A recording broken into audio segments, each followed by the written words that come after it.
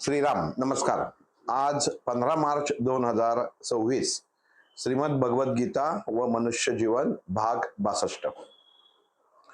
अक्षर ब्रह्म योग हा भगवद्गीतेतला 8वा अध्याय आपण पाहत आहोत. काही जणांचा प्रश्न, दोन प्रश्न मुख्यत्वे मागच्या भागावरनं आले होते की त्याच्यात एक असं स्टेटमेंट झालं होतं की दुसरा जो काही कर्म करत असतो त्याच्यामध्ये आपण ढवळाढवळ करू नये. तर एकांनी प्रश्न विचारला की एखादा जर ताणीने तडफडत असेल आणि आपल्याला एखादा जर गाडीवरनं घसरून पडला असेल तर त्याला आपण उठवायचं पण नाही का, मदत पण करायची नाही का? म्हणजे ही त्या कर्मामध्ये ढवळाढवळ होते का? पण तसं केलं नाही तर माणुसकी कुठं राहते? मुळामध्ये जेव्हा आपण अक्षर ब्रह्म ह्या योगापर्यंत पोचलेलो आहोत, ह्याच्या आधी ध्यान योग किंवा ज्ञान विज्ञान योगामध्ये सुबुद्धी आणि कुबुद्धी हा भाग आपण पाहिला होता. एखादी गोष्ट घडण्यामागं विचारधारा काय असते इतपत बुद्धिमत्ता आपली असणं गरजेचं आहे. प्रत्येक गोष्ट, एखादी गोष्ट जर नकारात्मकतेने तुम्ही जर पाहायचा प्रयत्न केलात तर तुम्हाला ती नकारात्मकतेनीच दिसते.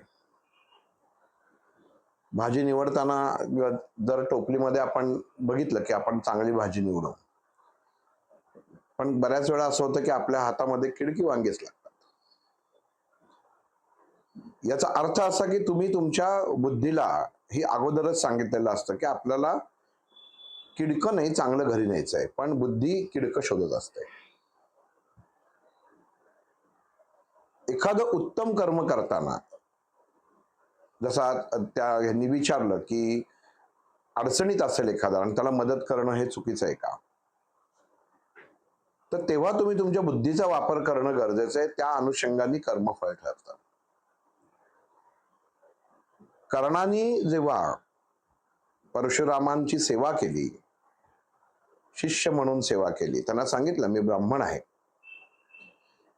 आणि जेव्हा आपला गुरु आपल्याच मांडीवरती डोकं ठेवून विश्रांती घेत होता आणि तेव्हा असं म्हणतात की एका भुंग्या किड्याने त्याची मांडी पोखरली आणि जे रक्त बाहेर पडलं त्यांनी परशुरामांच्या गालाला स्पर्श झाला त्या रक्ताचा आणि त्यांना जाग आली आणि त्यांनी हे बघितलं की एवढी जी सहनशक्ती आहे ही ब्राह्मणामध्ये नसते, ही क्षत्रियातच असते.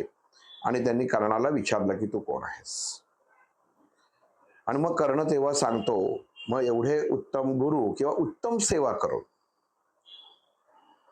म्हणजे एकनिष्ठ निस्वार्थी सेवा कर्णाने केली होती, पण त्याच्या प्रती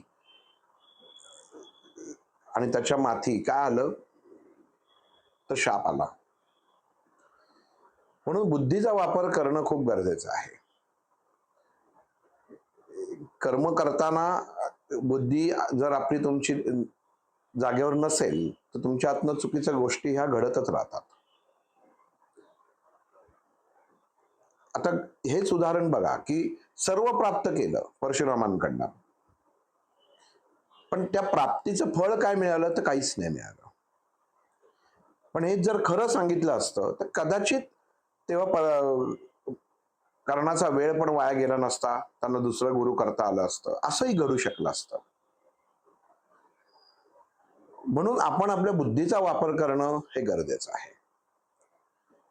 गोष्ट नंबर 2, परशुरामांसारखे एक ऋषितुल्य व्यक्तिमत्व हे कर्णालाही ओळखू शकले नाहीत की हा क्षत्रिय असू शकेल, ह्याच्या हालचालीवरनं, ह्याच्या बोलाचालीवरनं. हा एक महाभारतातला वेगळा भाग आहे की ही मुद्दामून घडलेल्या घटना आहेत. पण कर्म ह्या दृष्टिकोनातनं ह्याचा जर विचार केला तर कर्णाने मनापासून गुरुची सेवा केलेली होती, पण त्याच्या माथी शेवटी अपयश आलं. ह्या गोष्टी आपण जसं अभ्यास करत जातो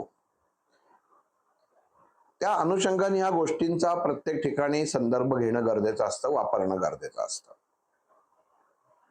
आणि इथं मग तेव्हा ह्या अक्षरब्रह्म योगामध्ये अर्जुन जेव्हा कृष्णाला प्रश्न विचारतो की तुझी प्राप्ती करणं हे कसं शक्य आहे,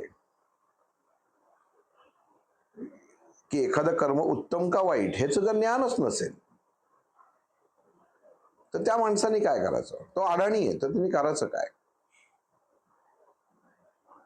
कृष्णाने इथं सांगितलं की कुठलीच व्यक्ती अडाणी ही नसतेच. मी काही करू शकत नाही ही सुद्धा आपल्याला जाणीव असणं ही सुद्धा एक प्रकारची बुद्धिमत्ता आहे. शंकराच्या मंदिराच्या बाहेर जो नंदी असतो, आतमध्ये आपण दर्शनाला जातो, बाहेर नंदी बसलेला असतो, आपण पहिलं नंदीचं दर्शन घेतो आणि मग शंकराचं दर्शन घ्यायला आत जातो.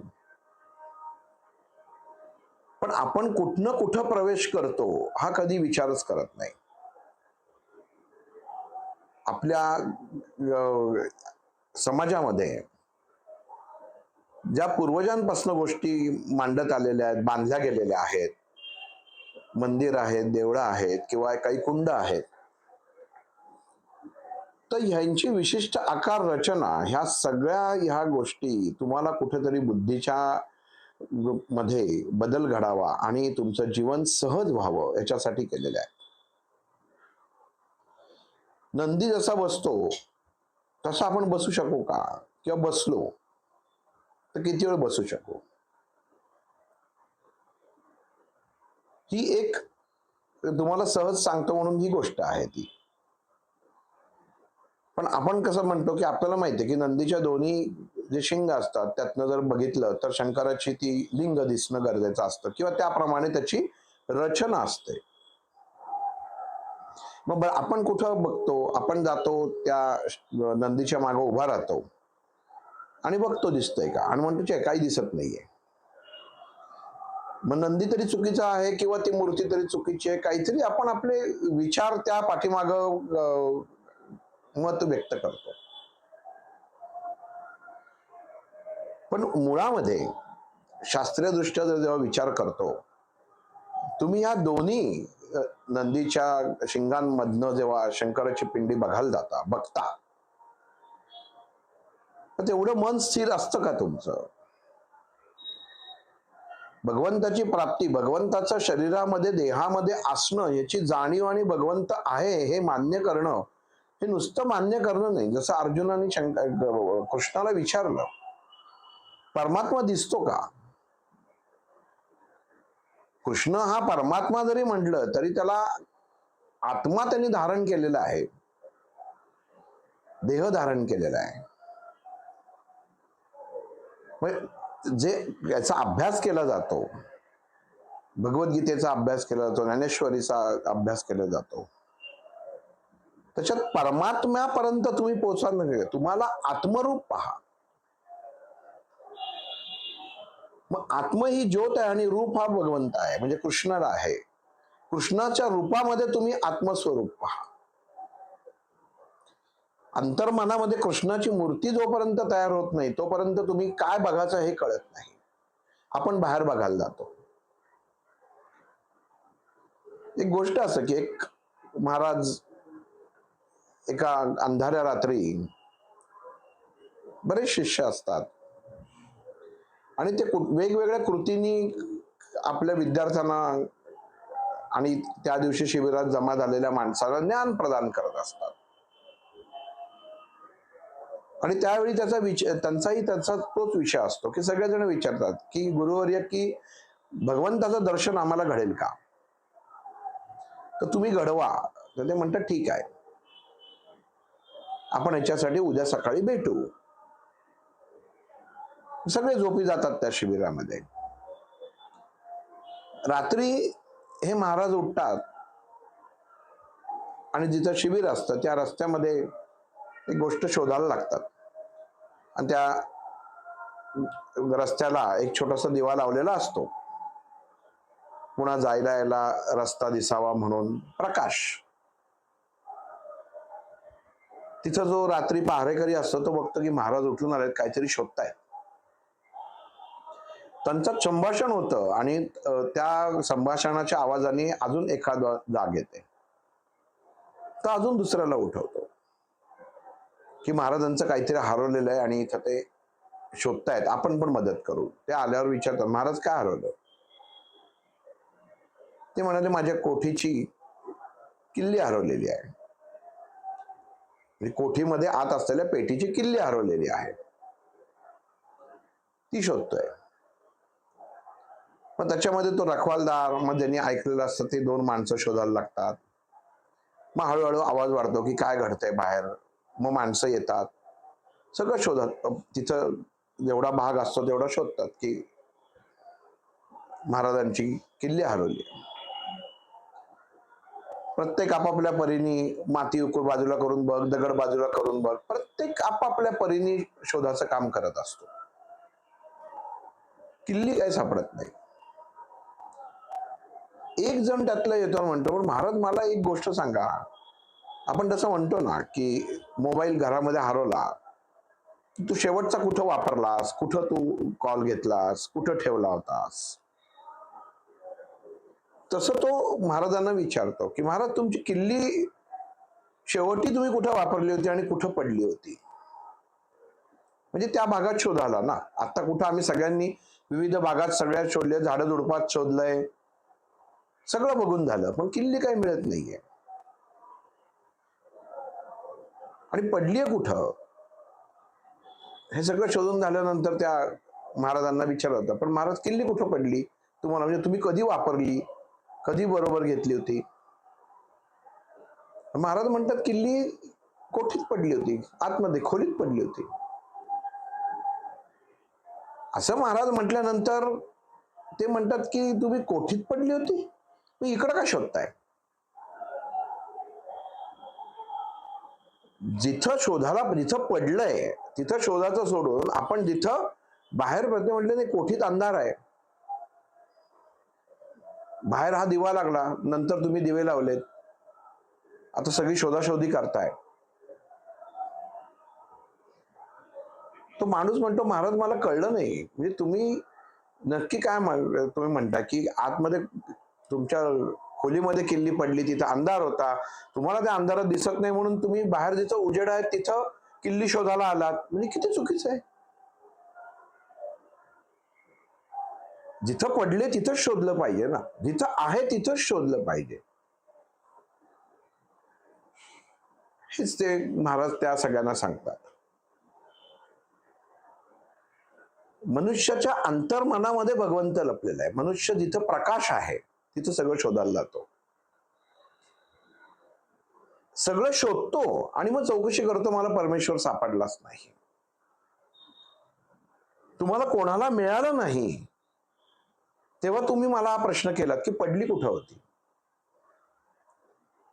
हा जर प्रश्न तुम्ही अगोदरच केला असतात की तुमची महाराज किल्ली कुठं पडली होती, तर तुम्हाला तुमचा कोणाचाच वेळ गेला नसता आणि तुम्हाला किल्ली सुद्धा त्या अंधारामध्ये लगेच मिळाली असती. गोष्टीतनं तात्पर्य काय त्यांनी सांगितलं की आपल्या अंतर्मनामध्ये आपण अंधार करून ठेवलेला आहे आणि आपण उजेडामध्ये भगवंत शोधायला जातो. भगवान अर्जुनाला तेच सांगतायत, मनुष्य, सर्वसामान्य मनुष्याची हीच गत आहे. तो मंदिरात शोधायला जातो, मला देवळात शोधायला जातो, पुस्तकात शोधायला जातो, ग्रंथात शोधायला जातो, पण मी त्याच्या आत आहे, त्याच्यामध्ये तो कधीच डोकावून बघत नाही. म्हणजे अंतरात्म्याशी तो कधीही संवाद साधत नाही.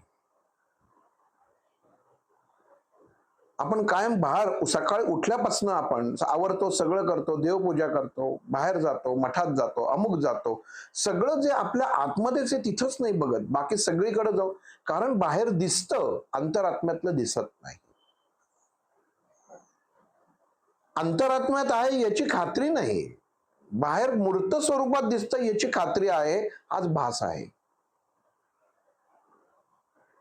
या भासयुक्त जीवनामध्ये मनुष्य जगतो, म्हणून त्याच्या हातनं कर्म चुकीची होतात. काय आहे,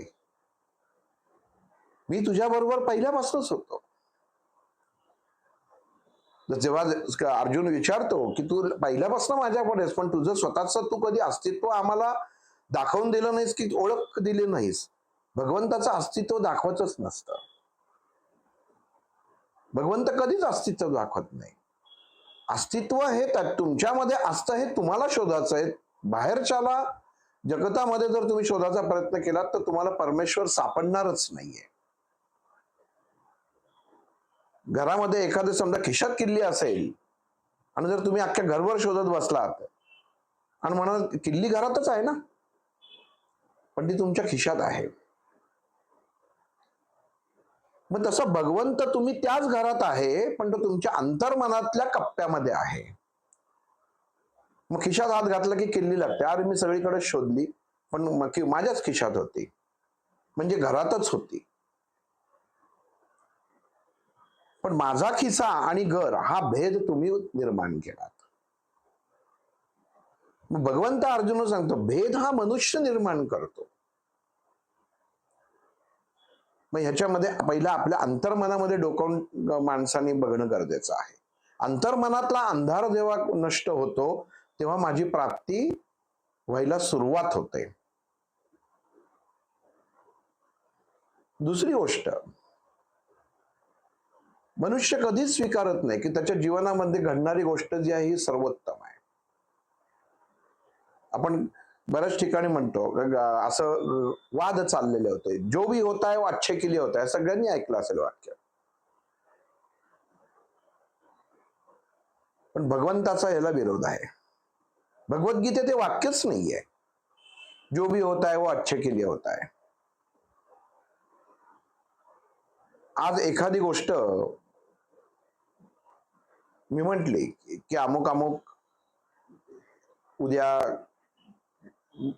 भारतावर संकट येणार आहे असं जर मी म्हटलं आणि मीडियामध्ये दिलं तर त्याची व्हॅल्यू शून्य आहे. पण हेच वाक्य एका अधिकारी माणसाने जर कोणी सांगितलं, जर मी त्याला सांगितलं आणि त्यांनी ते जर सांगितलं की उद्या भारतावर संकट येणार आहे, तर लोकांचा त्याच्यावर विश्वास बसतो. मग ही अवस्था जी आहे याचा अर्थ काय की परिस्थिती मनुष्य तयार करतो, त्याच्यामधलं बल पाहून त्याचं फळ समाजामध्ये पसरलं जातं. जशी ताकद आहे त्याची किंमत आहे, पण वास्तव वेगळं असतं आणि हे चिटकवलं गेलेलं आहे. म्हणून जो भी होता है अच्छे के लिए होता है हे वाक्य भगवद्गीतेमध्ये श्रीकृष्णाच्या बरोबर ते चिटकवलं गेलेलं आहे. कारण का की समाजाला कळावं म्हणून.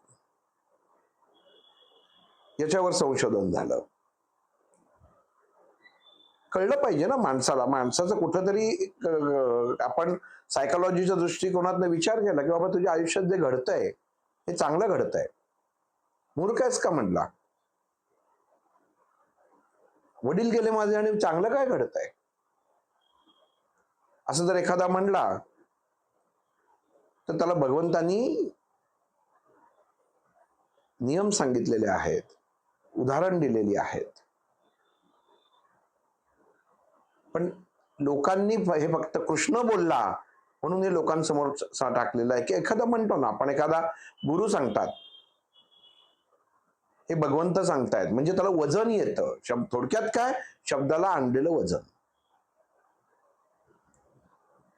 मग कृष्ण बरोबर असून अर्जुनाला हे कळलं नाही, कारण तोपर्यंत शब्दाला वजन नव्हतं, मित्र होता. आज जेव्हा कळलं की हा कोणतरी वेगळा आहे तेव्हा त्याच्या कृष्णाच्या शब्दाला वजन झालं, अधिकारी झाला तो, मित्रत्वाचं नातं संपलं.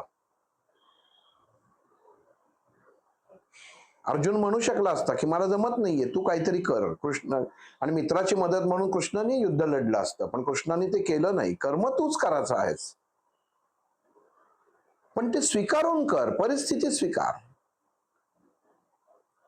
कारण आलेली घटना, जीवनामध्ये घडणारी घटना किंवा होणारी घटना ही क्षणिक असते. मनुष्य फक्त त्याच्यावरती प्रतिक्रिया ताबडतोब देतो. अरे असंच घडलं, थोडासा वेळ घे. भगवंत अर्जुनाला सांगतात माझी प्राप्ती मला समजायला तू थोडासा वेळ घे. हे तर रणांगणावर चालू आहे. पण आपण एखादी गोष्ट जर चुकीची झाली तर लगेच ताबडतोब लाईट गेले, उन्हाळा आहे लाईट गेले, क्षणात प्रतिक्रिया देतो. आता उन्हाळा चालू झालाय, आता यांचं लोड शेडिंग चालू होईल. प्रतिक्रिया. लगेच आपण दुसऱ्याला विचारतो, समोर जवळ असतो ते, तुझ्याकडे लाईट आहेत का रे? तो म्हणतो माझ्याकडे लाईट आहेत. की मग झालं, ह्याला अजूनच गरम व्हायला लागतं. म्हणजे उन्हाळा असतोच, पण त्याच्याकडे लाईट आहेत म्हणून ह्याला जास्त गरम व्हायला लागतं. मानसिक अवस्था. पण माझे आले, लाईट आले, त्याला फोन केला मित्राला, तो म्हणला नाहीये, मनात दुःख झालं, त्याच्याकडे आहेत, माझ्याकडे नाही. असं कसं? आम्ही तर तिथंच राहतो. तो बिल पण भरत नाही. क्षणात किती गोष्टी निर्माण होतात पहा. आणि मग एका मिनिटात लाईट येतात आणि त्याचा फोन येतो, आले का रे लाईट? हो आमचे आले, आम्ही बिल भरतो. तुझे आले का? नाही आमचे गेले. मग हा म्हणतो वेळेवर बिल भरत जा, म्हणजे तुमचेही झाले. क्षणामध्ये किती गोष्टी घडतात. भगवंत सांगतात ह्या गोष्टी माझी भेट होण्यापासून तुम्हाला लांब नेत आहेत, भौतिकतेत अडकवत आहेत. परिस्थिती कुठलीही घडो, जेवण जेवल्यानंतर आता जेवलो, ताबडतोब मला पोटामध्ये गॅस झाले, ताबडतोब मला अपचन झालं, आपण प्रतिक्रिया देऊन मोकळा होतो. पण आपण कधी विचार करतो का की तोंडात घास गेल्यानंतर आपल्याला पचनाला थोडासा वेळ लागतो, पण आपण ही ताबडतोब प्रतिक्रिया देतो. भगवंत सांगतात अर्जुना, जी व्यक्ती क्षणात प्रतिक्रिया देते ती जीवनामध्ये स्थिरत्व प्राप्त करत नाही, स्थिरता प्राप्त करत नाही, त्याच्या जीवनामध्ये स्थिरपणा कधीही येत नाही. आणि जो परिस्थितीचा विचार करतो की ठीक आहे हे आता घडलंय ना, की मी पहिलं स्वीकारतो. स्वीकारणं गरजेचं आहे. मनुष्य स्वीकारत नाही म्हणून अडचणी उत्पन्न होतात. प्रत्येक गोष्ट ही उत्तमच असते, उत्तम गोष्टीसाठीच भगवंतांनी प्रत्येक हे जग निर्माण केलेलं आहे याची खात्री जर हवी असेल, हे ब्रह्म निर्माण केलेलं आहे, तर त्याच्यावर पहिला विश्वास ठेवणं गरजेचं आहे. मनुष्य ठेवत नाही. मंदिरात जायचं, हात पुढं करायचा, याचना करायची, भगवंताकडे याचना, मी अमुक करीन, मी तमुक करीन, मी तुझ्यासाठी ते करीन, म्हणजे तुझ्यासाठी अमुक अभिषेक करीन, प्रसाद दाखवीन, पारायण करीन, जे काही असेल ते याचना. पण जेव्हा ती प्राप्त होतं तेव्हा या गोष्टी काही राहतच नाहीत.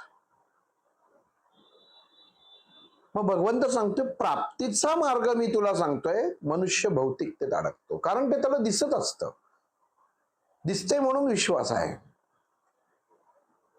आणि मी दिसत नाही म्हणून अविश्वास आहे. केलेली प्रत्येक कृती ही उत्तम आहे हे जोपर्यंत तुमच्या कृतीतनं दिसत नाही तोपर्यंत माझं अस्तित्वच जाणवणार नाही. जी जीवनात घडतं आहे हे चांगल्यासाठीच घडत आहे. आपण आपलं कर्म करत राहायचं. कर्मच करू शकतो, फळाची अपेक्षा करू शकत नाही. आणि कुठलं कर्म काय देईल, हे फळाचे त्याचं फळ काय मिळेल हे आपल्याला माहीतच नसतं. पण ते आपण स्वीकारणं गरजेचं असतंय. मनुष्य स्वीकारत नाही, प्रतिक्रिया देऊन लगेच मोकळा होतो.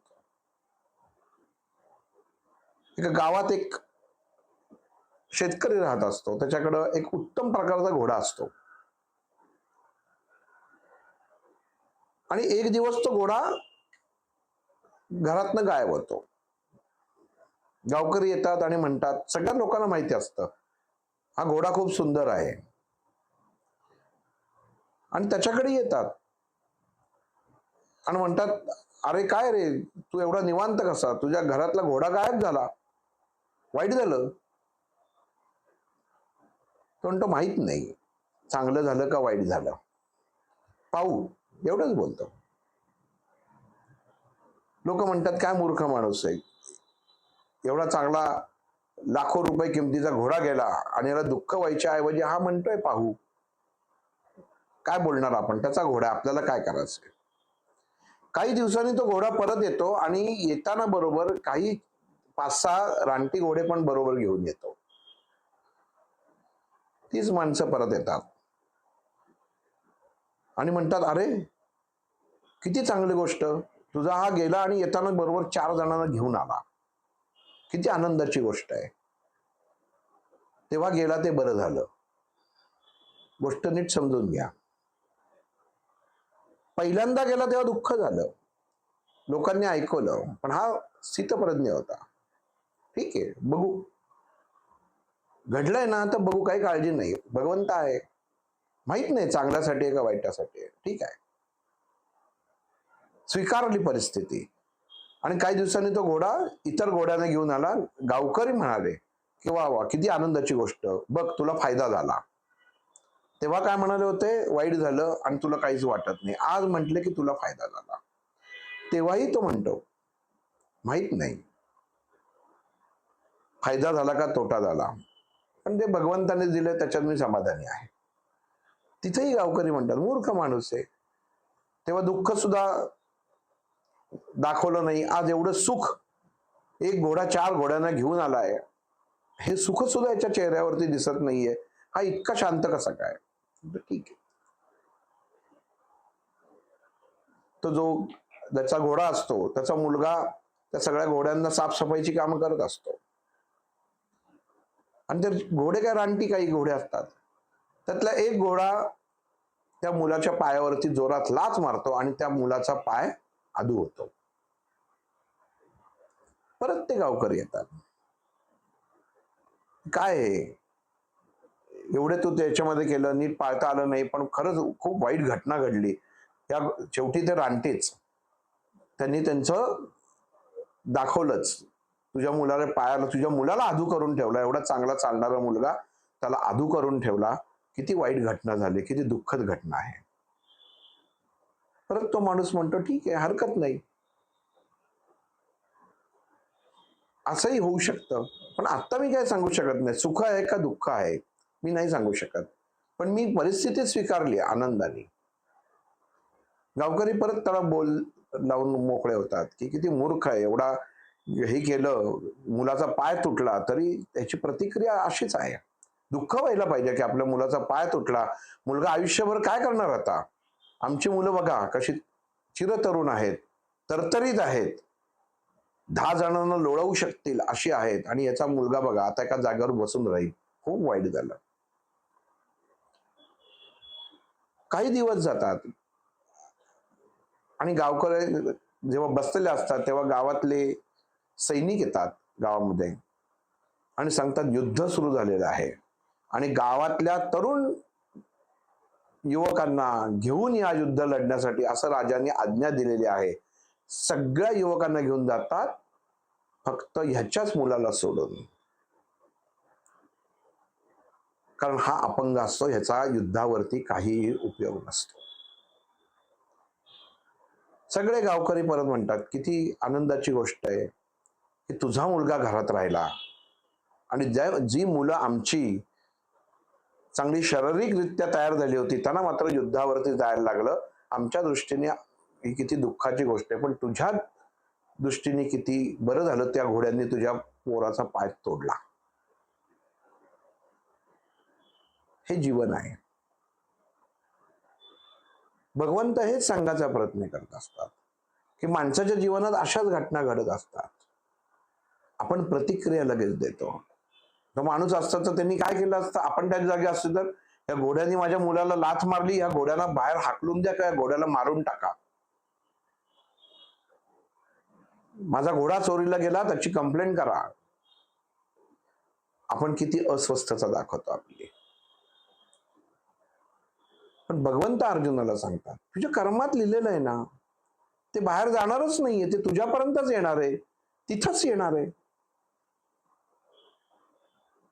तुझ्या परसात लावलेला आंब्याचं बी हे ते झाड तुझ्याच परसात उमलणार आहे, तिथंच फुलणार आहे. पण जर तुझ्या नशिबात असं लिहिलेलं असेल की तुझं काम फक्त झाड लावायचं आहे आणि त्याच्या फांद्या जर शेजारच्या बंगल्यात जात असेल आणि त्याला जर फळ मिळत असेल तर ते तू स्वीकारलं पाहिजेस. जीवनामध्ये प्रत्येक गोष्ट आपण करत असतो तेव्हा ती फक्त मी केले म्हटल्यावर मलाच त्याचं फलप्राप्त्यर्थ झालं पाहिजे असं नाहीये. कधी कधी आपण करतो पण त्याची फलप्राप्त्यर्थी दुसऱ्याला होते, हे आपण स्वीकारणं पाहिजे. हा माझ्याकडे यायचा मार्ग आहे. भगवंत अर्जुनाला मार्ग मोकळे दाखवतायत. अर्जुना ही मनुष्याच्या जीवनातली शोकांतिका आहे. म्हणजे तिचं ब्रह्म आहे, तिचाच अंत आहे. ब्रह्म आहे म्हटल्यावर अंत असणारच. एखादी गोष्ट निर्माण झाल्यानंतर ती त्या क्षणी संपते. पण मग कृष्ण तिथे अर्जुनाला सांगतो की जीवन हे मृत्यू सुद्धा चौकासारखा आहे, आपल्याला कळत नाही. हा या कर्माशी निगडीत आहे. कर्मावरनं ठरतं. जशी माझी प्राप्ती ही तुझ्या विचारधारेने होते. पण लक्षात ठेव, वरवर काही माणसं उत्तम प्रकारे दाखवतात पण अंतर्मनामध्ये विष पेरलेलं असतं. अशा माणसांपासून सावध राहणं गरजेचं आहे. हे तुझ्या समोरच आहे. हे भीष्माचार्य, हे द्रोणाचार्य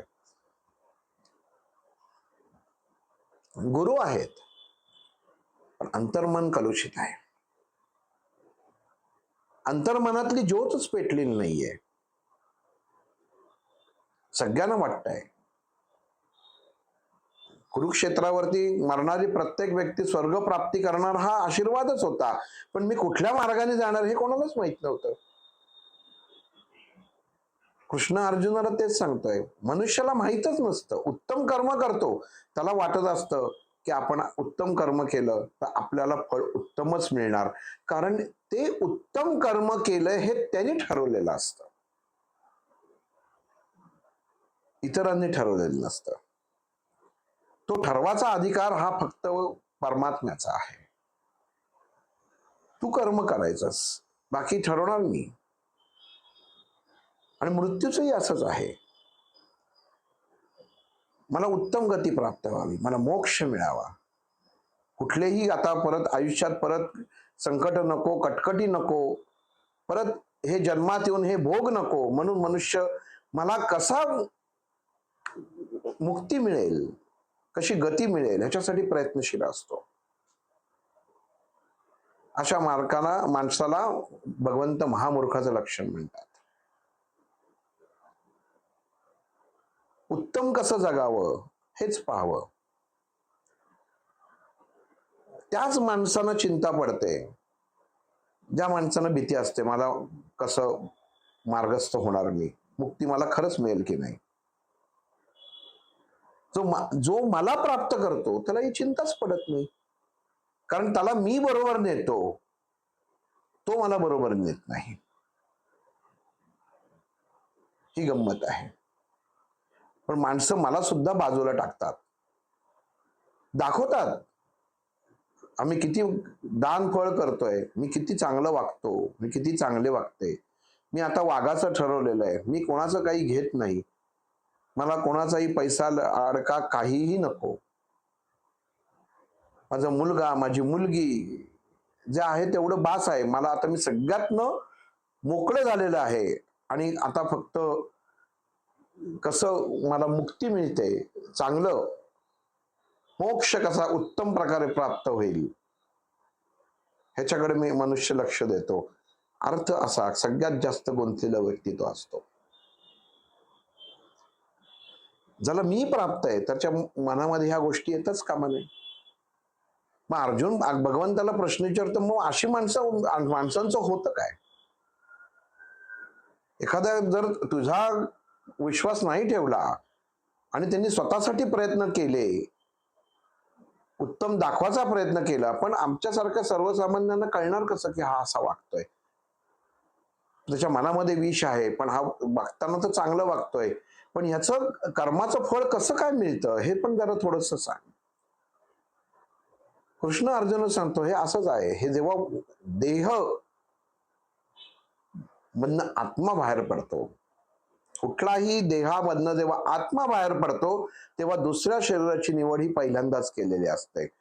ज्ञानेश्वरीमध्ये ज्ञानेश्वरीमध्ये उदाहरण दिलंय आळीचं. जेव्हा एखाद्या काडीच्या वरनं एखादी आळी प्रवास करत असते, त्या काडीच्या टोकाला जाते ती आळी, आणि दुसरी काडी जेव्हा ती धरते तेव्हा पहिली काडी ती सोडते. लक्षात घ्या, ती जेवढी उंचावर जाते, एखाद्या काडीचं पातळ एक डोळ्यासमोर आणा, ते वरती किती जसजसं निमुळत होत जातं तसं ते तकलादू होत जातं, ते वजनाने असं असं होतं, पण ती आळी त्याप्रमाणे चढते. महाराज सांगतात आळी त्याप्रमाणे चढते, आणि दुसरं पातं जेव्हा पकडते तेव्हा त्यातलं पहिलं पात्यामधला ती त्याच्यापासून वेगळी होते. अर्थ असा, हे ज्ञानेश्वरीत सांगितलंय. भगवद्गीतेत सांगतात, मनुष्य जेव्हा देह सोडतो तेव्हा तो आत्मा दुसरा देह पहिला निवडून ठेवतो की मला इथं जायचंय, आणि मग तो देह सोडतो आणि त्या देहाला धारण करतो. अर्जुन प्रश्न विचारतो, मग तो भोग कसे काय निर्माण होतात, मग तो भोगतो कसं काय, हे गणित काय आहे? मग भगवंत इथं अर्जुन सांगतात, जो मला प्राप्त झालेला आहे, जो माझ्यामध्ये विलीन झालेला आहे, त्याला हा मृत्यू सुद्धा सहजतेने येतो. तो विचार करत नाही, तो कुठल्याच गोष्टीचा विचार करत नाही. पण जो आत्मरूप जेव्हा विचार करतं, देहामध्ये जेव्हा आत्मा असतो तेव्हा विचार करतं, मला उत्तम पुढचा जन्म असा मिळावा तसा मिळावा, आणि तो त्या घाईने पुढच्या देहाची चयन करतो आणि त्याचं गणित चुकतं. अर्जुन सांगतात, मला कळलं नाही, भगवंत नीट समजून सांग. भगवंत अर्जुनाला सांगतात की अर्जुना, जेव्हा मनुष्य देह निवडतो तेव्हा त्याला परत जेव्हा तो देह त्याला प्राप्त होतो तेव्हा जर त्याला कळलं की आपण चुकीचा देह प्राप्त केलाय, तर त्याला परतीची वाट नाही, त्याला त्या जीवामध्ये तो भोग भोगालाच लागतो. म्हणून उत्तम कर्म हवं, म्हणून बुद्धी उत्तम हवी. म्हणून म्हटले, माझ्यावर विश्वास ठेव, माझ्या नावाच्या पाट्या बघ, नामस्मरण. भगवंत इथं अर्जुनाला सांगतात, उदाहरणार्थ आपण बघू की चौकात आत्मा आलाय, 5 रस्ते आहेत, पुढचा आता शरीर धारण करायचंय, 5 रस्ते दिलेले आहेत. आपण एखाद्या गावाला जातो, एका चौकात येतो, आपल्याला जायचं असतं, माहित नसतं रस्ता, लिहिलेलं असतं इकडनं नगर, इकडनं बीड, इकडनं अजून काही दौंड, अजून त्याच्यामध्ये आपण त्या पाटीच्या अनुषंगाने जातो. बीडला जायचंय ना, सरळ गेला, नगरला जायचंय डावीकडनं गेला, लिहिलेलं आहे नगर. पण पाट्याच नसतील तर, सांगणारच कोणी नसेल तर, मग त्या गाडीतल्यांमध्ये चौघांमध्ये होतं की नाही, सरळ गेलं ना की तेच आहे, दुसरा म्हणतो नाही आम्ही मागच्या वेळी इकडनं गेलो तो तेच आहे, कळत नाही, संभ्रमित अवस्था. मग भगवंत सांगतो, जो मनुष्य जीवनामध्ये साधना करत नाही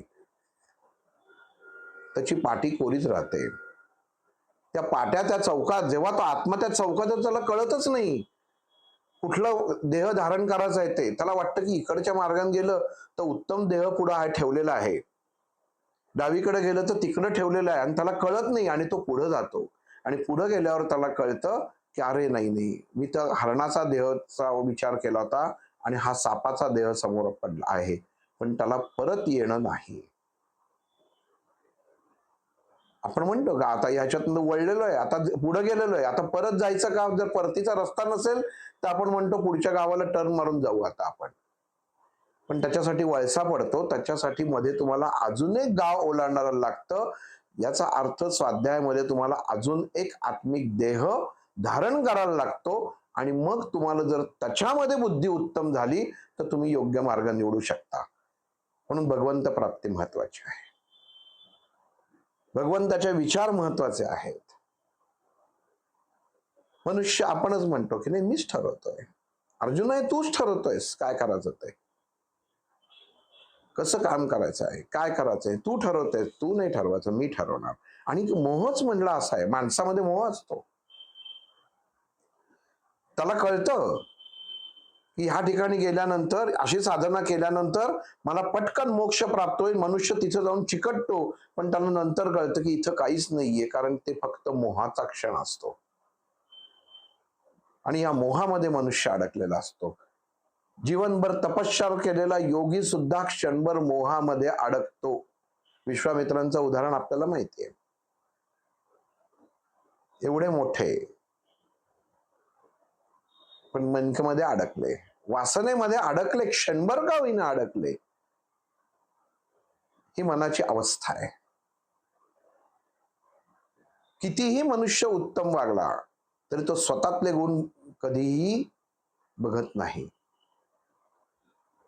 अर्जुन कृष्णाला प्रश्न विचारतो, मनुष्याने स्वतःतले गुण कसे बघायचे? त्याला मूल्यमापन कोण करणार? स्वतःच मूल्यमापन आपण करायचं का कसं करायचं?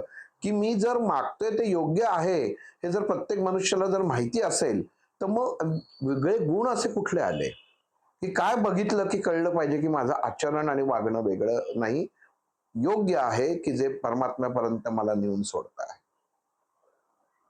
भगवंत इथे सांगतात. एक उदाहरण अजून एक त्याच्यामध्ये, की आश्रमामध्ये एक विद्यार्थी, त्याचं शिक्षण पूर्ण होतं. शिक्षण पूर्ण झाल्यानंतर तो गुरुजींकडे येतो. गुरुजी, आज माझा शेवटचा दिवस होता, सगळं तुमच्या गुरुकुलमध्ये माझं शिक्षण पूर्ण झालेलं आहे आणि आता मी आज तुमचा निरोप घेण्यासाठी आलेलो आहे, म्हणून नमस्कार करायला तुम्हाला आलेलो आहे. गुरुजींना नमस्कार करतो. गुरुजी म्हणतात ठीक आहे. त्याला एक आरसा देतात. ते म्हणते, तू एवढा गुरुकुलमध्ये राहिला, शिकलास, तुला एक वस्तू देतो म्हणे मी, जादुई वस्तू आहे. त्यालाही आनंद होतो. म्हणतो वा वा वा, मला बक्षीस मिळालं. म्हणतो काय आहे? म्हटलं हे घे, आरसा घ्या. ज्या माणसाला तू हा आरसा दाखवशील आणि त्या माणसाचा चेहरा तू त्या आरशात बघशील, त्याचे सगळे अवगुण तुला त्याच्यामध्ये दिसतील आणि गुण पण दिसतील. तो म्हणतो वा, हे छान आहे. तो घेतो आरसा आणि म्हणतो खरंच हा काम करतोय की नाही बघू, म्हणून पहिल्यांदा गुरुजींचाच चेहरा बघतो आणि त्याला लक्षात येतं की गुरुजी अतिशय चिडखोर आहेत, विद्येमध्ये आपल्याला बऱ्याच गोष्टी दाखवत नाहीयेत, लपवून ठेवतात. म्हणतो काय मी शिक्षण घेतलं, मी माझ्या आयुष्यातली 4 वर्ष तिथं घालवली, ते गुरुच जर अशा स्वभावाचे असतील तर काय उपयोग म्हणून. पण तो आरसा घेऊन बाहेर निघतो. म्हणतो ह्या परत आश्रमात मी पाऊल ठेवणार नाही. बाहेर निघतो, घरी जातो. घरी आई वडील असतात, आई वडिलांना आनंद होतो, मुलगा घरी आला. पण तो वडिलांना म्हणतो जरा इथं बसा म्हणले. वडिलांचा चेहरा दाखवतो आरशात. वडिलांची अवगुण दिसतात. म्हणतो वडिलांची अवगुण कसे काय दिसतात? आईचा चेहरा दाखवतो, आईचेही अवगुण दिसतात. अस्वस्थ व्हायला लागतं त्याला, काय भानगड आहे. बाहेर मित्राकडे येतो, जरा बघ रे ह्याच्यात गुण दिसतच नाहीत, अवगुणच दिसायला सुरुवात होते. सगळीकडे फिरतो. एका जनावराच्या इथे येतो, म्हणजे ह्याचं तरी कळेल, ह्याच्यात तर कुठलेच अवगुण नाही. एका कुत्र्याला ते आरसा दाखवतो, त्याच्यातही त्याला दिसतं की मी खायला नाही दिलं तर हा चावणार आहे, हा अवगुण त्याच्यामध्ये आहे, त्याच्यात तो विचार करतोय म्हणून अतिशय दुःखी होतो की काय आहे, म्हणजे काय हा समाज आहे.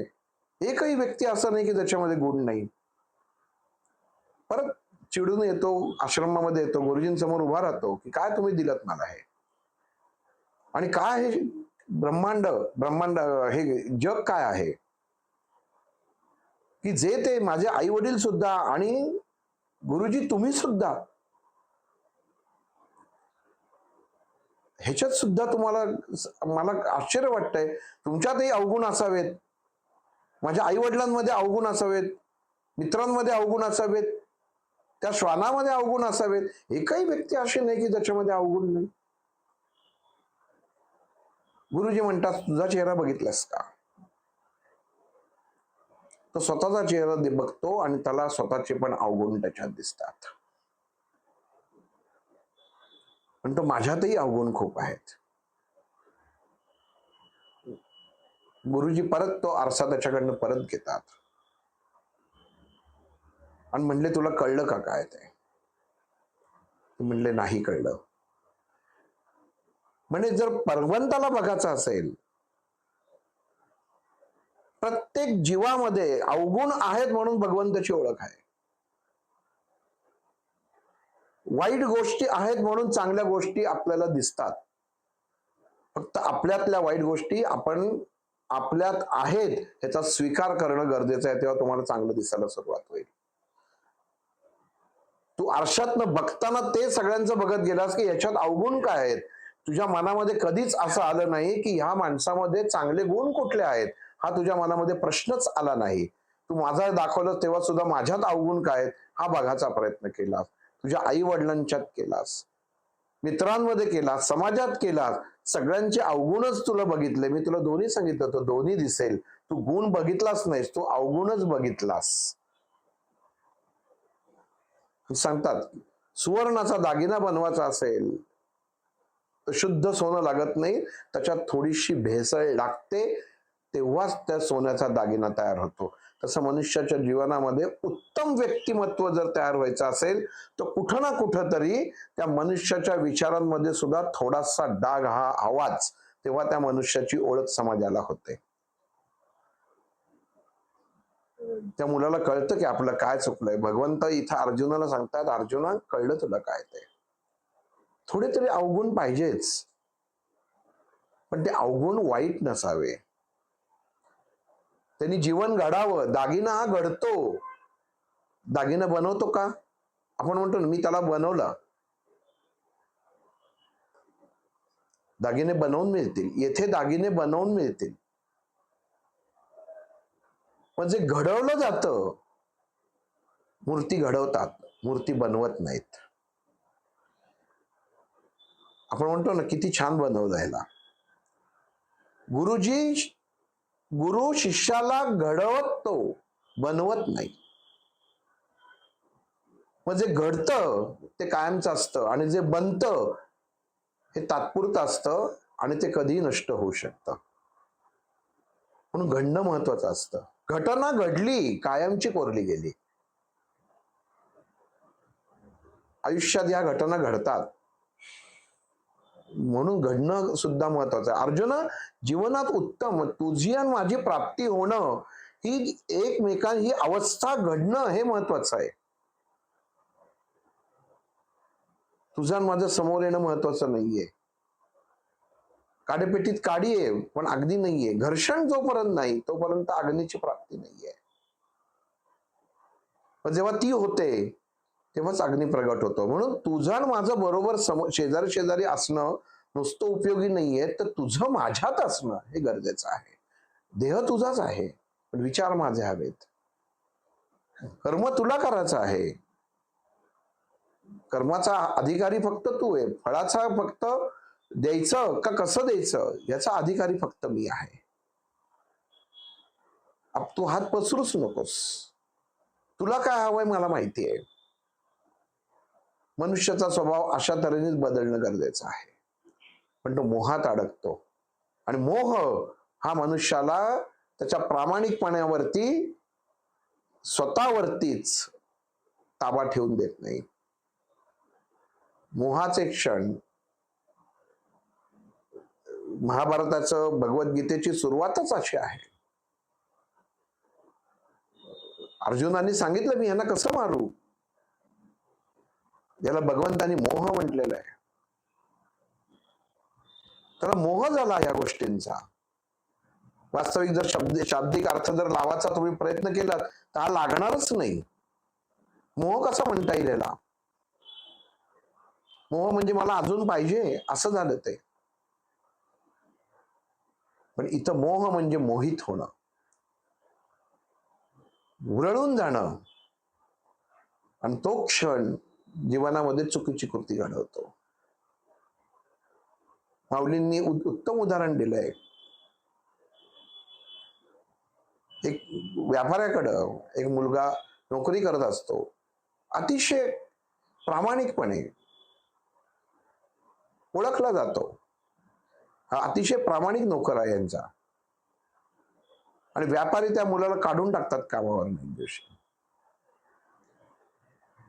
म्हणतात तू कामाला नकोस. कामावरनं का काढतात? तर प्रामाणिक अति आहे. कारण या व्यापाराचा त्यामुळे उद्योग धंदाच होत नाही.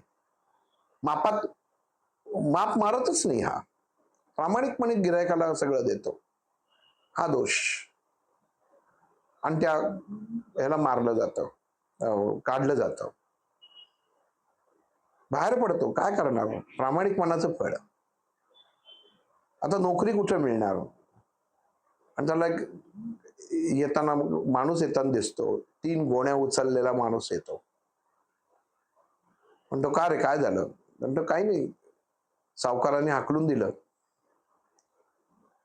मी एवढा प्रामाणिकपणे एवढ्या वर्ष ह्याच्याकडं सेवा केली, नोकरी केली, आणि त्याचं फळ काय? तर मला हाकलून दिलं. म्हणतो बरं, मग आता काय? आता म्हणून माझ्याकडे नोकरीच नाही, खाऊ काय? हा म्हणतो बघ, तुला मी तात्पुरतं पाहिजे असेल तर ह्या 3 गोण्या आहेत माझ्याकडे, एक मोठी आहे, एक मध्यम आहे आणि एक छोटी आहे. जर ही मोठी गोणी उचलायचं जर तू मला मदत केलीस, मला त्या पलीकडच्या पर्वतावरच्या पलीकडच्या गावात जायचं आहे, तर तुला मी 3 सुवर्ण मुद्रा देतो. या माणसाला वाटतं काय भानगड आहे, 3 सुवर्ण मुद्रा? म्हणतो हो, माझ्याकडे आहेत, मी तुला देईन. म्हणतो बरं ठीक आहे, काम तर गेलेलंच आहे, 3 सुवर्ण मुद्रा मिळतात, अजून बरेच दिवस जातील. तो मोठी गोणी घेतो, चालायला सुरुवात करतो. हा माणूस जो आहे ज्याच्याकडे गोण्या असतात, तो मागणं 2 गोण्या उचलत त्याच्या पाठोपाठ चाललेला असतो. थोडं पुढे जातो, नदी येते. हा मागचा माणूस विचार करतो, ह्या जर 2 गोण्या जर माझा तोल गेला, पाण्यात वाहून गेला, तर माझं सगळंच जाईल. त्या मुलाला परत विचारतो, थांब, ह्याच्यातली अजून एक गोणी तू घेतोस का? तो मुलगा म्हणतो, या मोठ्या गोणीमध्ये काय ते आधी तुम्ही सांगा. तर त्या मोठ्या गोणीमध्ये सगळी तांब्याची नाणी आहेत. तो म्हणतो तांब्याची नाणी घेऊन तुम्हाला काय करायचे तिकडे नेऊन? तुला काय करायचंय? तुला 3 सुवर्ण मुद्रा मिळत आहेत ना? म्हणतो ठीक आहे, मला काय करायचंय? म्हणतो ही दुसरी गोणी घेतोच का? अजून 3 सुवर्ण मुद्रा देतो. तो म्हणतो नदीतनं म्हणला मध्ये पाय घसरलो तर माझं मी जाईल वाहून, त्याच्यापेक्षा तुला मी 3 सुवर्ण मुद्रा देतो, तू पलीकडे ते घेऊन चल, माझाही हात धर, नदी पार करू, आणि तो डोंगर चढून तू पलीकडे गेलं की तुला तुझी 6 सोन्याची नाणी मी तुला देणार आहे. तर ठीक आहे. तो दुसरी गोणी घेतो, म्हणतो याच्यात काय आहे? तो म्हणतो याच्यात चांदीची नाणी आहेत. म्हणतो बरं, जायला लागतो, प्रामाणिक नोकर असतो, पर्वतापाशी येतो, पर्वताच्या पायथ्याशी येतो, चढ असतो, चढ चढायला लागतो, आणि त्याला कळतं की मागचा माणूस दमतोय. पण हा माणूस त्याला म्हणतो तू जा पुढं, तू पुढे जाऊन वरती थांब, मी येतोच आहे, काळजी करू नकोस, मी तुझ्या पाठोपाठच आहे. तो म्हणतो एक काम करता का, ही तिसरी गोणी तू घे, मी तुला अजून 3 सोन्याची नाणी देतो. तो म्हणतो बर. तो म्हणतो याच्यात काय आहे? ती तर छोटीच दिसते. तो म्हणतो याच्यात तुला काय गरज आहे, हलकी आहे ती एकदम. म्हणतो ठीक आहे. तो तिसरी गोळी घेतो, छोटी गोणी. झालं, 3 गोण्या करून तो तरुण मुलगा वरती चढायला लागतो, आणि मागणं हा माणूस. तो तरुण असतो त्यामुळे पटापट चढत असतो याच्यात. तो तरुण मुलगा एका ठिकाणी जाऊन थांबतो, कारण हा माणूस खालनं वर यायचा असतो. आणि त्याच्या मनामध्ये विचार येतो, एका ह्याच्यात तांब्याची नाणी आहेत, एका ह्याच्यात चांदीची आहेत, ह्याच्यात नक्की सोन्याची असली पाहिजेत. तर हा माणूस वर येणार कधी, हा वरती येणार कधी, आणि म्हणजे मला फक्त 9 सोन्याची नाणी मिळणार. आणि तो त्या 3 गोण्या घेऊन पळून जातो, तो डोंगर उतरतो, आणि थेट आपल्या घरापाशी येऊन थांबतो, घरात येऊन थांबतो. घरी येतो, म्हणतो चला आपलं आयुष्याचं काम झालं. तो म्हातारा काय, तो माणूस काय, त्याला नीट चढता येत नव्हतं, पर्वत चढता चढता मेला पण असेल, पण माझ्या आयुष्याचं सोनं करून गेला. पहिली गोणी उघडतो तांब्याची, आत दगड असतात, त्याला कळतच नाही. दुसरी उघडतो त्याच्यातही दगडच असतात, आणि तिसरी उघडतो त्याच्यातही दगडच असतात. चिडतो तो एकदम, खोटं वागला माझ्याशी. मला सांगितलं तांब्याची नाणी आहेत, चांदीची नाणी आहेत. तिसरं तर सांगितलंच नाही. माझ्या मनात विचार आला की याच्यात सोन्याचं असेल, सगळं चांगलं होईल, आणि हे काय आहे? हे बरोबर नाही. असं करून मनात विचार येईपर्यंत दरवाजावरती तो माणूस येतो. तो पोचतो बरोबर ह्या मुलाच्या घरामध्ये. बघतो तो मुलगा, म्हणतो की काय काय याच्यात आहे? मला खोटं बोलता माझ्याशी तुम्ही? तांब्याची नाणी म्हणता, चांदीची नाणी म्हणता, आणि याच्यात दगड भरून ठेवतात तुम्ही माझ्याकडनं. एवढी हमाली करून घेतलीत, माझी पहिलीच सोन्याची नाणी द्या. उलटा भांडायला सुरुवात करतो. तो म्हणतो तू मूर्ख आहेस. मला म्हणला, त्याला सांगतो की मी हा राज्याचा राजा आहे. मला असा प्रामाणिक व्यक्ती हवा होता की जो प्रामाणिकपणे माझं राज्य सांभाळेल. आणि तुला कामावरनं काढलं हे मला कळलं, आणि तुझ्यासारखा प्रामाणिक कोणीच नव्हता. हा तुझं एक, आपण म्हणतो ना, रेकॉर्ड होतं. पण तुझ्या प्रामाणिकपणाची परीक्षा मला घ्यायची होती, म्हणून मी वेश बदलून आलो. पण त्या पर्वतावरती गेल्यानंतर तुझ्या मनामध्ये शेवटी मोह उत्पन्न झाला की हे सगळं प्राप्त करून मीच माझं आयुष्य कायमचं सुखी करीन. आणि हे दुर्दैव आहे की तू तुझी अख्ख्या जीवनाची केलेली प्रामाणिकपणाची जी मेहनत आहे, एका तुझ्या कृतीमुळे वाया गेली, आणि आता तू शिक्षेस पात्र झालास. आता त्याच्यात काहीच नसतं. तो म्हणतो शिक्षा ही की तुझ्या मनाची तू आता कायम तुला बोज बोचत राहील की आयुष्यभर मी सगळं प्रामाणिक वागलो, ही एकच चूक केली आणि हाती आलेलं सगळं घालवलं. ज्या राज्याचा मी राजा होऊ शकलो असतो, तो क्षणिक संपत्तीसाठी अनविज्ञ होतं राजा होणं. पण क्षणासाठी मोह झाला आणि हाती दगड आला. कृष्ण अर्जुनाला तेच सांगते, क्षणभरासाठी मोह माणसाला होतो. त्याला वाटतं की मला याच्यातनं सुख प्राप्त होत आहे, याच्यातनं मी सुख गोळा करतो आहे.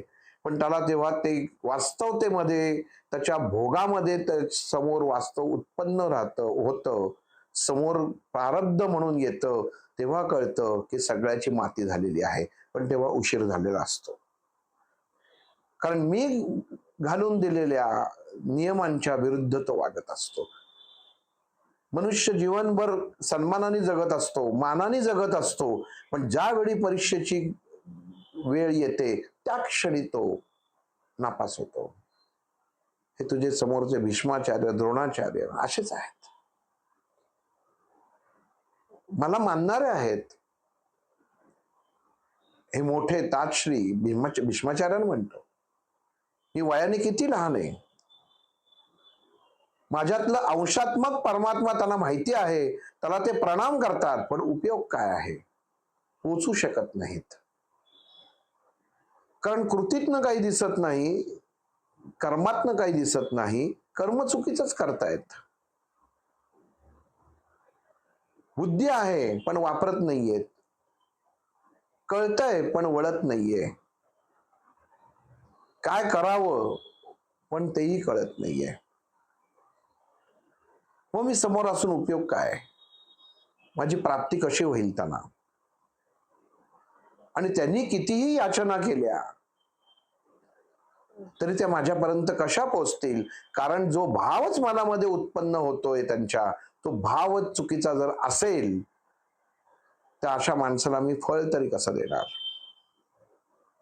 तू ठरव. माझ्यात सामील होताना तुला काय काय सोडायचं आहे आणि काय काय घ्यायचं आहे. तुला जे वाटतंय की दुःख तुला आहे, दुःख तुला नाहीच आहे. तुला जे दुःख होणार आहे ह्याच तुला वाईट वाटतंय की मला माझ्या देहाला दुःख होणार आहे, माझ्या मनाला दुःख होणार आहे, कारण समोरचे मरणार आहेत. पण त्यांचं भाग्य काय लिहिलेलं हे तुला काय माहिती? कदाचित त्यातलं कोणीतरी उद्या राजा असू शकेल, हे तुलाच माहित नाहीये. तुला असं वाटतंय की तुम्हीच राजे व्हाल, म्हणून तुला हे आज दुःख होत आहे की मी कसा लढू म्हणून. मी कसा उभा राहू? क्षत्रिय आहेस, तुला उभं राहणं कामच आहे. पण त्याबरोबर माझी प्राप्ती जर तुला हवी असेल तर तू माझ्यामध्ये येणं गरजेचं आहे, माझ्यात विलीन होणं गरजेचं आहे. अर्थ असा की मी घालून दिलेल्या नियमांवरती तू चालणं गरजेचं आहे. जीवनामध्ये अनेक गोष्टी अशा येतात, प्रसंग असे येतात की मनुष्याला वाटतं की मी करतोय ते योग्य आहे आणि माझा मी घेतलेला निर्णयच उत्तम आहे, किंवा तो एखाद्या गोष्टीची प्रतिक्रिया देतो. ती प्रतिक्रिया देताना त्यांनी वेळ घेणं खूप गरजेचं असतं. कारण भगवंतांनी सांगितलेलं आहे की जो मनुष्य विचार करत नाही त्याच्या हातनं उत्तम कृती घडत नाही. विचार करणं महत्वाचं असतं. कधीही कुठल्या गोष्टीची ताबडतोब प्रतिक्रिया देऊ नये. युद्ध एका दिवसात लगेच चालू झालं का? आधी गाठीभेटी झाल्या, समजावणं झालं, दूत पाठवणं झालं, वास्तवतेचं जाणीव करून देणं झालं, ज्ञानाची देवाणघेवाण झाली, वास्तवतेची देवाणघेवाण झाली, भीषणतेची देवाणघेवाण झाली. हेही लक्षात आलं कोणी जिवंत राहणार नाही, हे मरो नाही तर ते मरो. हे सगळं असताना सुद्धा परिणाम काय आहे? तो युद्ध आहे. म्हणजे मग जीवनामध्ये प्रत्येक मनुष्यामध्ये जसं या महाभारतामधल्या घटना घडल्या तसं प्रत्येक गोष्ट प्रत्येकाच्या जीवनामध्ये घडत असते, पण आपण त्या गोष्टी करत नाही. आपण ताबडतोब प्रतिक्रिया देतो. युद्ध लगेच पाहिजे. ते युद्ध म्हणजे काय? फक्त कुरुक्षेत्रावरचं युद्ध नाहीये, मनाचं युद्ध आहे. माझ्या विरुद्ध मनाविरुद्ध घडलं, हे आलंच नाही, हे असं झालंच नाही. मी ठरवलं तर असं या गोष्टी अशाच घडायला पाहिजे होत्या, झालं नाही. मन खट्टू झालं, मनाच्या विरुद्ध झालं. त्याच्यात भगवंताचा विचार आलाच कुठं? हे स्वीकारलंच कुठं की माझ्या बाबतीत घडणारी गोष्ट ही त्यांनीच घडवली आहे, कुठेतरी चांगल्यासाठी घडवलेली आहे. मग आपण पेपरमध्ये वाचायचं विमानातले सगळे मेले, पण ट्रॅफिक जाम झाली म्हणून इतक्या शिव्या दिल्या त्या परमेश्वराला, आणि त्याच परमेश्वराचे नंतर आभार मानले की तू मला ट्रॅफिक मध्ये अडकवलंस म्हणून आज मी वाचले. भगवंत म्हणून सांगतोय की विचार करा, प्रत्येक गोष्ट जीवनामध्ये घडतीये ती नीट विचारपूर्वक परमेश्वराची ही असलेली एक कृती आहे, हे प्रत्येक मनुष्याने समजून घेणं गरजेचं आहे. त्यामुळे भगवंताची प्राप्ती व्हायचा मार्ग आहे. अन्यथा तुम्ही त्या चौकामध्ये येऊन उभे राहणार आहात, त्याच्यात कुठेही पाठी नाही. तुमचं नशीब उत्तम असेल तर त्या मार्गावर जाल, अन्यथा तुमचा मार्ग चुकल्याशिवाय राहणार नाही. मग हे मार्ग कुठले आहेत? भगवंताला अर्जुन विचारतो. अज्ञानी माणसाला कोणीतरी मार्गदर्शक हवाच. मग जीवनामध्ये मार्गदर्शक कसा हवा? तुझी प्राप्ती झाली, तू कळलास, पण तू जेव्हा समोर आता मला कळलायस, पण तो मला तू स्वीकारायचा कसा? तुला नाही घडलं, कळलं पाहिजे ना. मोबाईल उत्तम सगळं आहे, पण तो चालवायचा कसाच कळला नाही तर मोबाईलचा उपयोग काय? सगळं उत्तम आहे पण ती ऑपरेट सिस्टमच कळली नाही, तो उपयोग काय? मग इथं भगवंताला अर्जुन विचारतोय की केशवा, तू मला थोडा थोडा कळतोयस, तुझ्यातले गुण, मला काय विचारधारा करावा, आणि सगळ्यात महत्वाचं तू जे सांगितलंस की प्रत्येक मनुष्याला कुठल्याही गोष्टीची प्रतिक्रिया द्यायच्या अगोदर विचार करणं गरजेचं आहे, याचा साधारण कालावधी किती असावा? अर्जुन भगवंताला प्रश्न विचारते, कारण बरोबर आहे, आता समोर युद्ध आहे. त्याला जर सांगितलं एक वर्षभर विचार करतो ते युद्धभूमीवरती ते योग्य ठरलं नसतं. तसं प्रत्येक मनुष्याच्या जीवनामध्ये एखादा हॉस्पिटलमध्ये असतं, डॉक्टर सांगतात की आता काय तो निर्णय घ्या, ऑपरेशन करू का नको, तुम्ही निर्णय घ्या, मास्क काढू का नको, तुम्ही निर्णय घ्या. आणि त्या क्षणी कुठलाही विचार न करता मनुष्य तडकाफडकी निर्णय घेतो, तेव्हा वेळ घेत नाही. ही एक आपली सर्वसामान्य प्रतिक्रिया असते. एक मित्राच्या इथं परवा एक कुत्र मरण पंथाला आलं होतं. डॉक्टरांनी त्याला सांगितलं की ह्याला मोकळं करा, ह्याचं काही शिल्लक राहिलेलं नाहीये. कशाला मरण यात्रा देता? ह्याच्यातनं तर काही येणार नाहीये, तुम्ही काही घरी नेऊ नका. त्याच्यापेक्षा ह्याला पुढचं जीवन जगू दे, ह्याला इंजेक्शन देऊन टाका. डॉक्टरांनी परस्पर इंजेक्शन दिलं का? कृती करताना आपल्या लक्षात आलं का अनुमती कोणी दिली? जीवनामध्ये ही गोष्ट मनुष्य विसरून जातो. आपण खाटकाच्या दुकानात जातो, खाटीक काय हे करत नाही, आधी तुमची परमिशन घेतो. मारू का तुझ्यासाठी मारतोय? त्या कोंबड्याचं बकऱ्याचं तोंड त्या पाण्यात घालतो. मला माफ कर, तुला मी मरताना सुद्धा पाणी पाजलेलं आहे, पण तू त्याच्यासाठी मी तुला मारतोय. ते पाप जे आहे, काय जे असेल ते आपल्या पारड्यात टाकतो तो, त्याच्या पारड्यात पडत नाही. कुठल्याही मनुष्याला मृत्यू द्यायचा अधिकार आपला नाही. तो भगवंतानी त्याचा भोग तुम्ही जेव्हा संपवायचा प्रयत्न करता, तो भोग तुमच्यामध्ये तुम्हाला भोगायला लागल्याशिवाय राहत नाही. कारण एका जीवाला तुम्ही मुक्त करता. भगवंतानी त्याला का पाठवलेला आहे? भोग भोगण्यासाठी. आपणही भोग भोगण्यासाठीच आलेलो आहे. प्रत्येक देह हा भोग भोगण्यासाठी आलेला आहे. मग भोग म्हणजे फक्त वाईटच नसतो, उत्तमही असतो. चमत्कार कशाला म्हणतात? आपण कधी उदाहरण घेतलेलं आहे? भगवंतानी अर्जुनाला सांगितलं, अर्जुना क्षण हे खूप महत्वाचं आहे. क्षणामध्ये मनुष्य जीवन बदलू शकतो. उत्तम उदाहरण आत्ताच सांगतो, सैफ अली खानचं.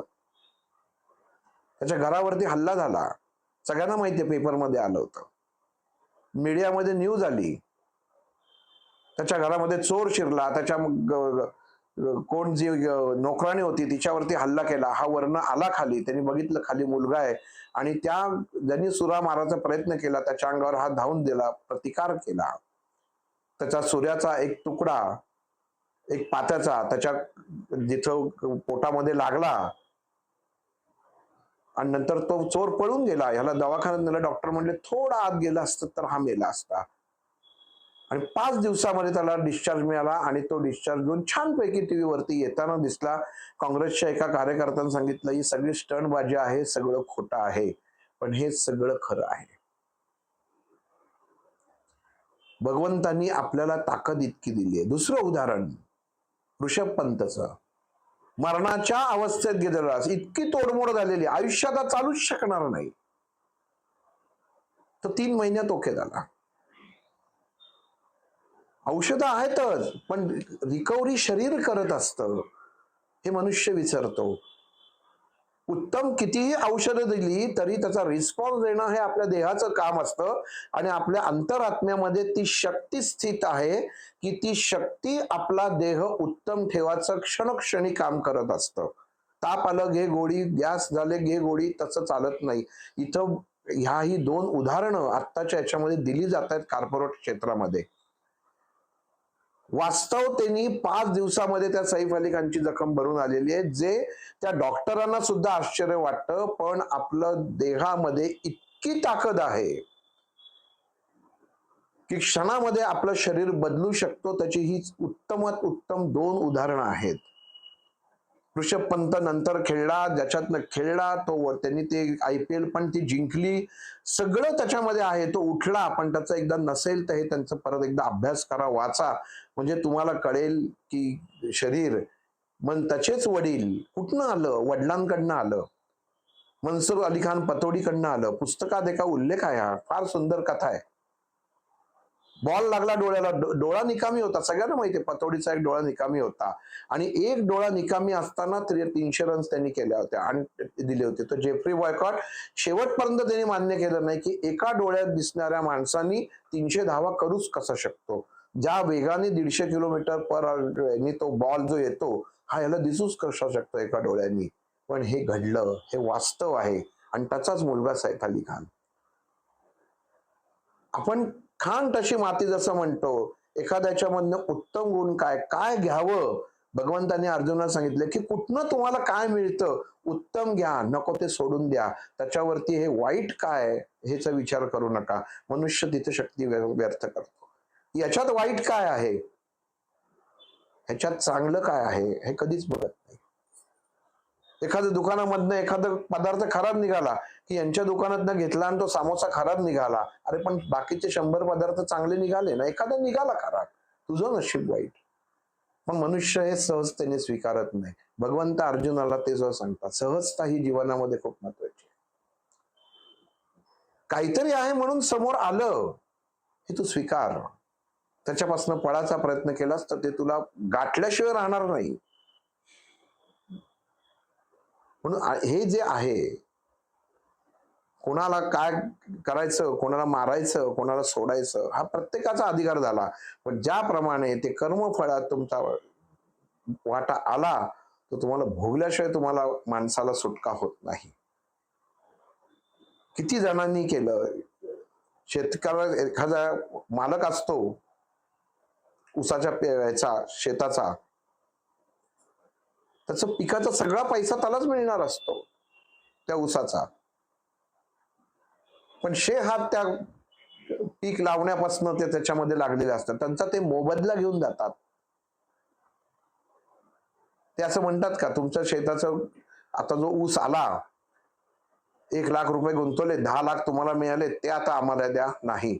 ते म्हणतात आमचे 500 रुपये आम्हाला देऊन टाका, आमच्या कर्माचा फळाचा भाग आम्ही घेऊन जातो आहोत.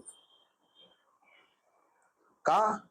उद्या तो ऊस करपला तरी ते 500 रुपये त्या 5 लाखापेक्षा मोठे असतात. मनुष्य हवेमुळे म्हणतो हाव की नाही, त्याच्यातही मला पाहिजे, मी 500 रुपये घेणार नाही. भगवंत म्हणतं की तुझ्या नशिबात 500 आहेत, तू ते लाथाडलेस, 5 लाखाच्या साठी गेला, पाऊस आला, सगळं पीक वाहून गेलं, आता काहीच नाही हाती. म्हणून जी स्थिती जीवनामध्ये भगवंताने तुमच्यामध्ये निर्माण केलेली आहे, ज्याच्यात ठेवलेलं आहे, ती आनंदाने स्वीकारा. तेव्हाच भगवंत प्राप्तीचा हा दुसरा मार्ग त्यांनी सांगितलेला आहे. माझी प्राप्ती करायची आहे ना, तर ही स्वीकार, परिस्थिती स्वीकार. त्याच्याशिवाय माझी प्राप्ती नाहीये. मला कुठलीही स्पेशल ट्रीटमेंट नको आहे.